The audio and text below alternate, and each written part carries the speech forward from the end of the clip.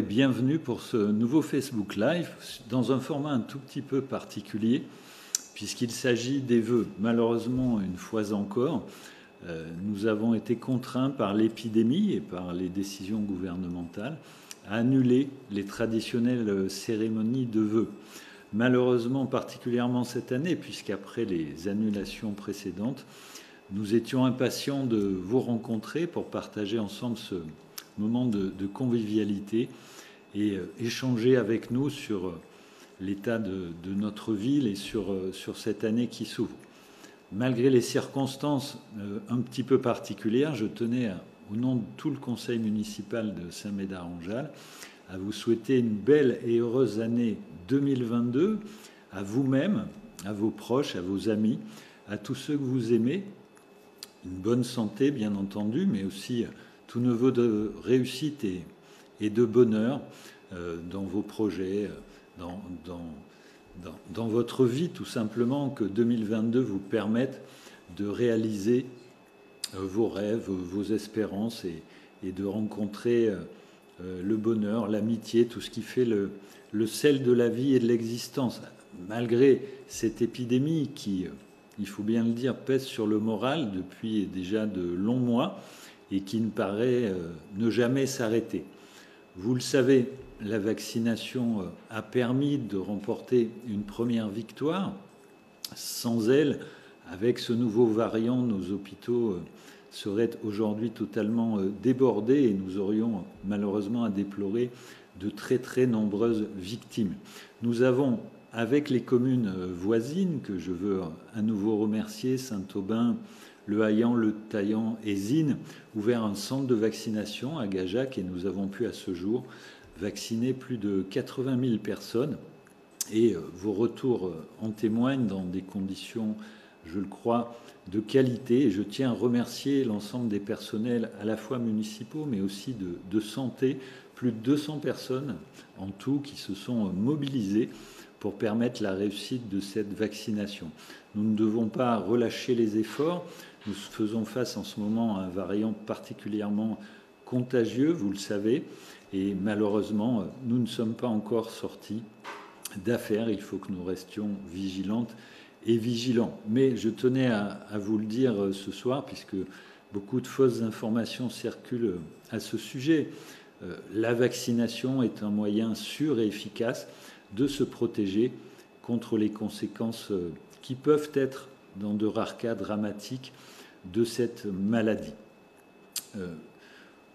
Malgré ces difficultés, eh bien, la vie continue et la vie a continué. Nous lancerons prochainement, et vous y serez associés, 2 concertations importantes. L'une a démarré s'agissant de notre futur centre de santé municipal, et je voudrais vous remercier d'avoir répondu nombreuses et nombreux sur le site internet de la ville à travers le petit questionnaire qui vous a été distribué. Et nous irons à votre rencontre bientôt pour débattre de ces sujets importants de santé et de vos besoins. Ici à Saint-Médard, quelles difficultés rencontrez-vous dans l'accès aux soins?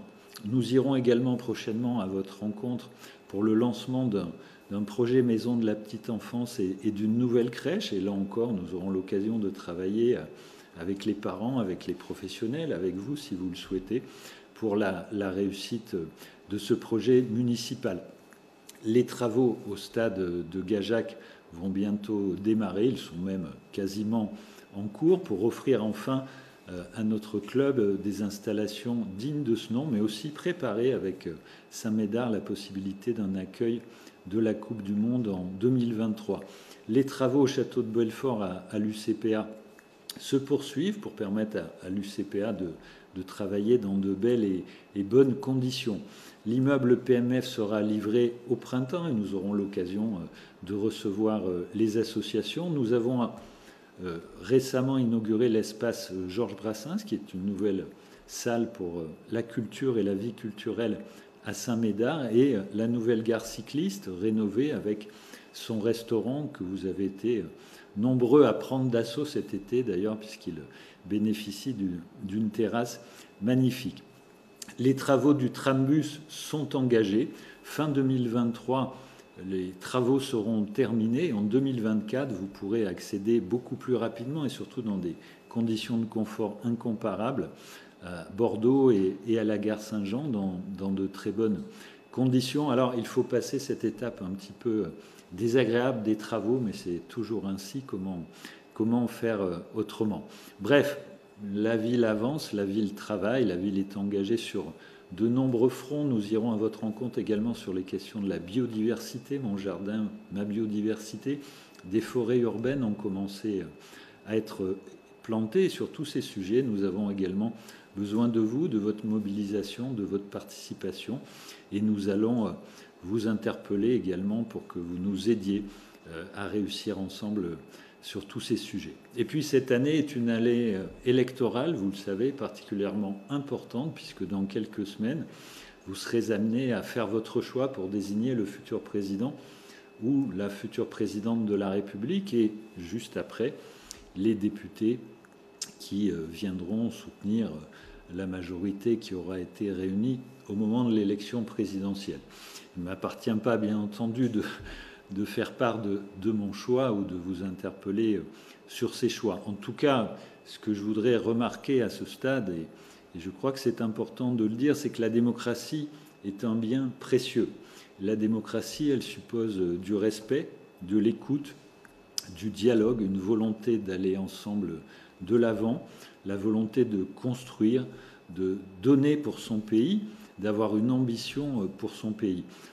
La campagne à laquelle nous assistons à ce jour, qui est faite essentiellement de polémiques, d'invectives, malheureusement n'est pas au niveau des défis qui sont devant nous, le défi climatique, la crise sociale qui est là, la nécessité de moderniser notre pays, de prendre à bras-le-corps les grands enjeux scientifiques et environnementaux, de réduire les inégalités. Bref, notre pays a tant à faire et nous avons tellement à faire ensemble, et malheureusement, je constate, et j'espère que cela changera, que nous nous abîmons dans de petites querelles et dans de vaines polémiques qui ne grandissent pas malheureusement le débat démocratique. Nous, ces valeurs républicaines, liberté, égalité, fraternité, nous essayons de les faire vivre tous les jours. Nous allons essayer de renforcer la démocratie participative, la proximité, nos efforts en matière de transition écologique et environnementale, de développement économique, mais aussi la solidarité. Cette crise a montré une chose, c'est que nous avons besoin les uns des autres, nous avons besoin des collectivités, nous avons besoin de l'État, mais surtout nous avons besoin de fraternité, de solidarité. Avec le centre de santé, mais aussi la mutuelle santé que nous proposons désormais à tous ceux qui le souhaitent, nous avons fait des pas en avant.